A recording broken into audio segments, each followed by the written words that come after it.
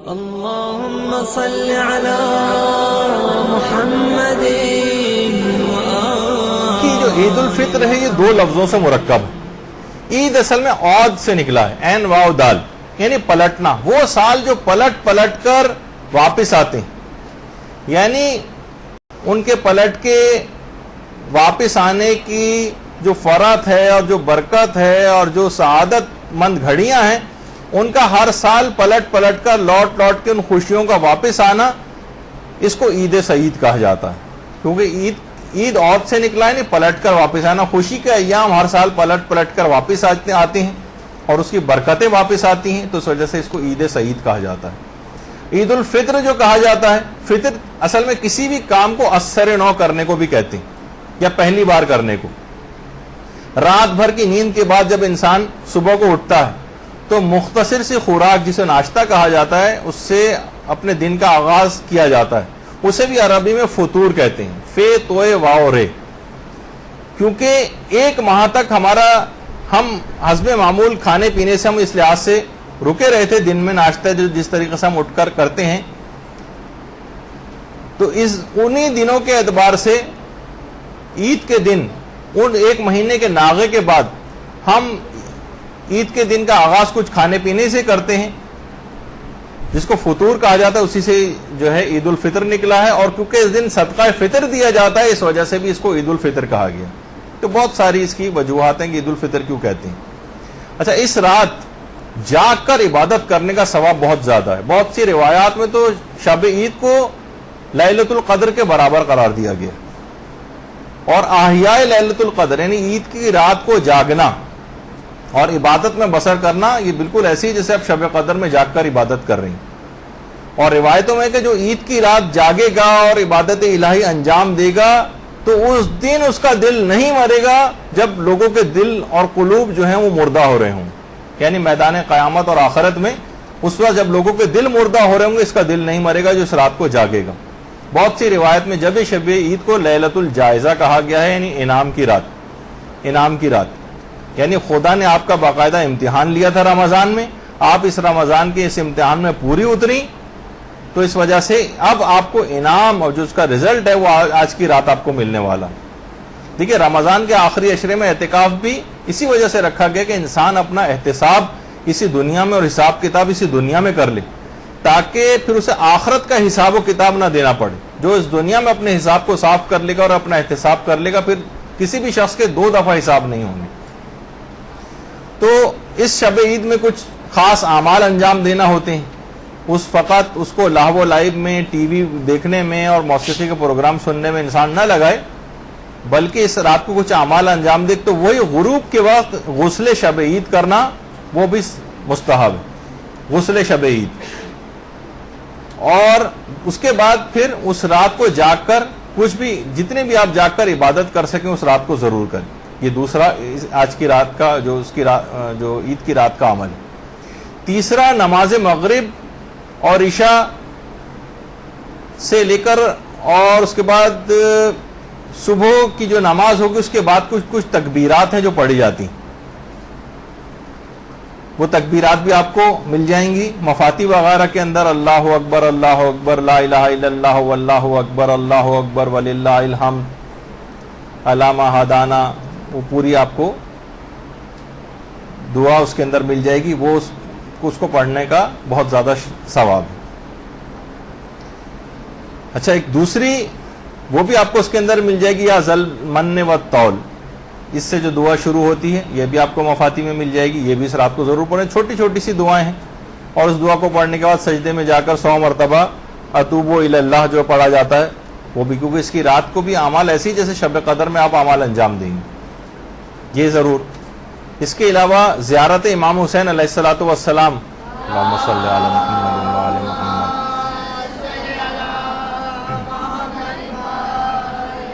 یہ شب عید کا خاص طور پر موقع ہے پڑھنے کا.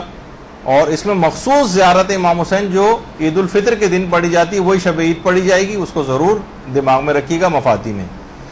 اور شب عید 10 مرتبہ یا دائم الفضل علی البریہ، جو کہ شب جمعہ کے اعمال میں سے بھی ایک دعا کہلاتی ہے، وہ بھی اس رات کو ضرور پڑھیے گا. 10 بار یا دائم الفضل البریہ والی. اس کے علاوہ ایک نماز ہے جو کہ پڑھی جائے گی، 10 رکعت کی نماز ہے جو کہ شب عید پڑھی جاتی ہے، جس کا تذکرہ مفاتی کے اندر ہے. اس 10 رکعت کی نماز کا طریقہ وہ آپ دیکھ لیجئے گا، لیکن وہ بھی اس رات کو ضرور یاد رکھیں.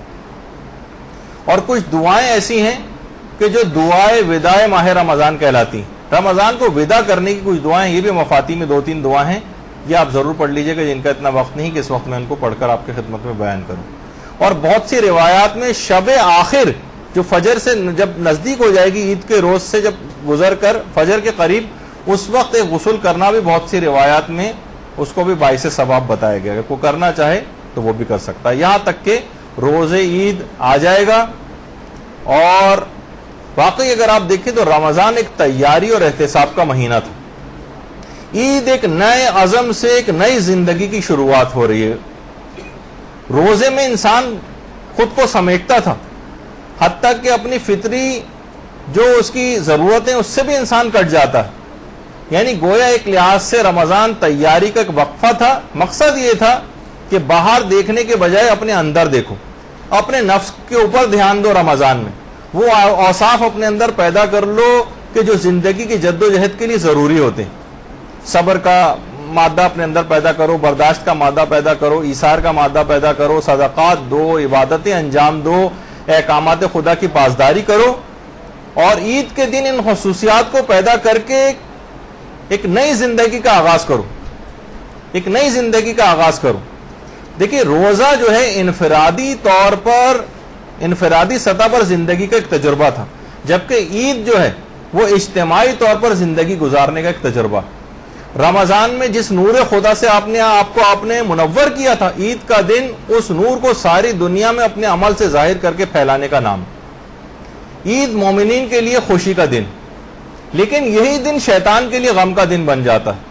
علماء بیان فرماتے ہیں کہ عید کے دن شیطان چلاتا ہے. جب وہ چلاتا ہے تو اس کے تمام چیلے اور شاگرد وہاں پر آ کر جمع ہو جاتے ہیں کہ کیا ہوا. وہ شیطان کہتا ہے کہ آج کے دن پروردگار نے مومنین کو بخش دیا ہے، اب تم جاؤ کم سے کم مومنین کو لہو و لعب میں ہی مشغول کر دو. جب یہ آپ دیکھتی ہیں کہ عید کے روز کتنا زیادہ لوگ لہو و لعب کا شکار ہو جاتے ہیں. جس طرح دیکھیے روزہ محض بھوک اور پیاس برداشت کرنے کا نام نہیں تھا، اسی طرح سے عید محض کھیل کود کا نام نہیں، کھیل تماشے کا نام عید نہیں. دونوں کے پیچھے ایک معنویت تھی. روزے کے پیچھے بھی ایک معنویت تھی اور عید کے پیچھے بھی ایک معنویت. روزے میں وقتی طور پر انسان عالم مادی سے کٹتا تھا، عید دوبارہ اسی عالم مادی میں ایک معنویت کے ساتھ واپسی. جب یہ امیر المومنین علیہ الصلوۃ والسلام فرماتے تھے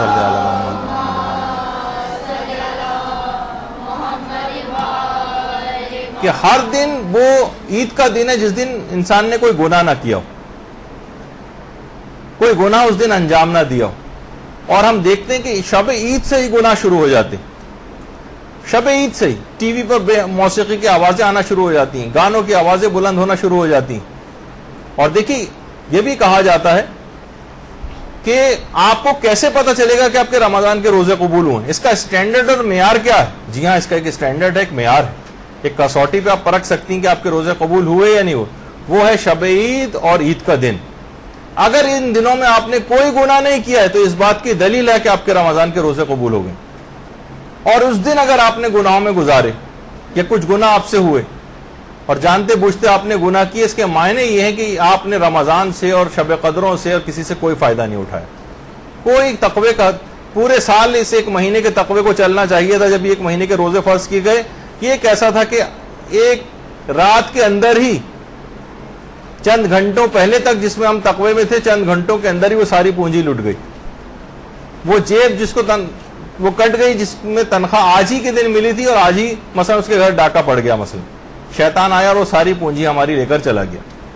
تو یہ شب عید یہ بہت احتیاط کے ساتھ گزارنی ہے، اور روزے عید انتہائی احتیاط کے ساتھ گزارنا ہے. ایک بھی گناہ اس دن نہ ہونے پائے. ٹھیک ہے، آئندہ زندگی گناہ ہم کو اطمینان نہیں ہوتا، کبھی نہ کبھی خدا نہ خواستہ ہم سے ہو جائیں گے، ان سے بھی بچنے کی کوشش کرنا ہے. لیکن معیار شب عید اور روزے عید. خواتین اسی رات سے مثلا اب تو ذرا اویئرنیس ہو گئی، ورنہ چوڑیاں پہننے کے لیے جاتی تھیں نامحرموں سے، اور اسی کے اندر ہی مثلا بے پردگی بھی ہو رہی ہے اور میک اپ کر کے بھی باہر نکل رہی ہیں. یہ روزے عید کا بھی یہ معیار رہے گا. بھڑکیلے کپڑے پہن کے باہر نکلنا پہننے کی آپ کو اجازت ہے، لیکن پردے کی تمام باتوں کا خیال کرنا پڑے گا.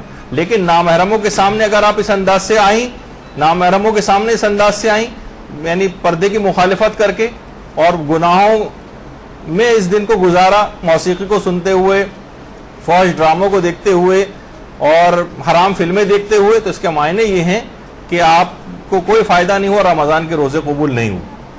تو بہرحال اب عید کا روز جب آئے گا تو عید کے روز کچھ اعمال روز عید ہیں. ابھی تک آپ نے شب عید کے اعمال سنے تھے، اب جلدی جلدی روز عید کے اعمال بھی سن لیں.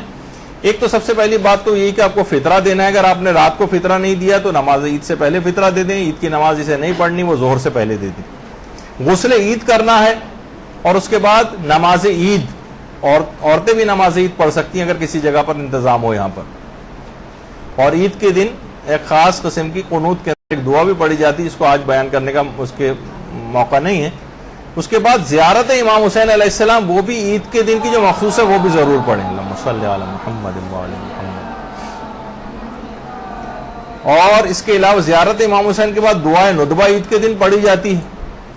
اور مومنین اور قبور مومنین کی زیارت کے لیے جانا، یہ بھی عید کے آداب میں سے ہے. دیدار علماء کے لیے جانا، یہ عید کے آداب میں سے. غریبوں کی مدد کرنا، یہ بھی عید کے آداب میں سے. کوئی حرام کام اس دن ہونا نہیں چاہیے. مرد حضرات، جیسے میں نے عورتوں کی بے پردگی اور اس کے حوالے سے بہت سی مثالیں دی ہیں، اسی طرح مرد حضرات بھی جو رمضان کے مہینے میں کچھ داڑھی وغیرہ رکھ لیتے ہیں، اس رات کو داڑھی شیو کر کے اور وہ عمل سے ثابت کر دیتے ہیں ان کے رمضان کے روزے قبول نہیں ہوئے. تو بہرحال اس دن امام کو مزید ناراض اور غمگین نہ کریں. بہار الانوار کی جو اردو والی بہار ہے اس کی بھی 6 جلد میں ہے، 4 امام کے باقاعدہ اشعار ہیں. اللہم صلی علی محمد وعلی محمد، کہ تمام مخلوق میں ہمارا امتحان سب سے زیادہ سخت ہے. جو ہمارا اول ہے اور جو ہمارا آخر ہے وہ بھی دور ابتلا میں رہا ہے، مصیبتوں میں. مخلوق تو اپنی عید میں خوش و خرم ہے، لیکن ہماری عیدیں ہمارا ماتم ہے. اور لوگ خوشی اور چین کے ساتھ، بہت خوشی اور چین کے ساتھ زندگیاں گزار رہے ہیں، اور ہمارے خوفزدہ افراد کو زندگی پر سکون میسر نہیں آ سکا. مناقب میں جو مناقب ابن شہر عاشوب ہے، اس کی 3 جلد میں بھی 4 امام کے یہ اشعار لکھے ہوئے ہیں. اور علامہ ذیشان نظر جوادی نے بھی باقاعدہ ایک روایت لکھی ہے اپنی کتاب کے اندر، کہ شام کے رستے میں باقاعدہ ایک روایت میں کہ ہاتف غیبی کی ایک آواز سنائی دی تھی کہ اس قوم نے فرزند رسول کے قتل کو عید اور خوشی کا دن بنا لیا، خدا اسے کبھی حقیقی عید الفطر اور عید الاضحیٰ کی خوشیاں نصیب نہ کرے. یہی وجہ ہے کہ لوگوں کا ایک آبزرویشن بھی ہے کہ شب عید تک پھر بھی خوشی رہتی. عید کا دن انتہائی اداس اور بور سا دن، جسے لوگ بوریت کہتے ہیں، وہ اداسی کا دن ہوتا. ایک فیلنگ ہوتی ہے اس کی کہ جو پہلے ہمیں خوشی تھی، آج عید کے دن ہمیں خوشی حاصل نہیں ہو رہی. تو عید کے دن اس طرح سے نہیں ہے، وہ خوشیاں نہیں جو اس کی برکت اٹھ گئی. حقیقی خوشی سے انسان جو ہے اس دن محروم ہو گیا. ظاہری خوشی ہوتی ہے، وہ بھی اس بات کی علامت ہوتی ہے کہ ہم ایک سعادت ابدی کی طرف جو ہے سفر کر رہے ہیں، اور اس کی طرف یعنی قیامت کی طرف آگے بڑھتے جا رہے ہیں. گویا ہم خوشی کے بالکل کنارے پہنچ گئے، بس ایک منزل کی جست لگانا باقی ہے، کیونکہ رمضان میں مغفرت ہو گئی اور بس اب جنت اس کے درمیان میں حائل ہے. تو دیکھیے عید کا دن ویسے تو خوشی کا دن ہے، اگر حالات خوشی کے نہ ہوں اور قتل و غارت گری اور مصائب یہ سب چیزیں ہوں تو عید کا دن ایک عہد کا دن بن جاتا ہے، سچا عہد کہ ہم پروردگار سے عہد کرتے ہیں کہ ایسے مومن بنیں گے جیسا ہمارا پروردگار رسول و ائمہ چاہتے ہیں، اور اپنی خواہش نفس کے ہم غلام نہیں بنیں گے بلکہ اللہ کے اطاعت گزار بندے بنیں گے. پھر اس دن جس دن جب خوشیاں دستیاب نہ ہوں اور مصائب اور پریشانیاں اور مشکلات اور قتل و غارت گری ہو تو پھر عید کا دن عہد کا دن بن جاتا ہے.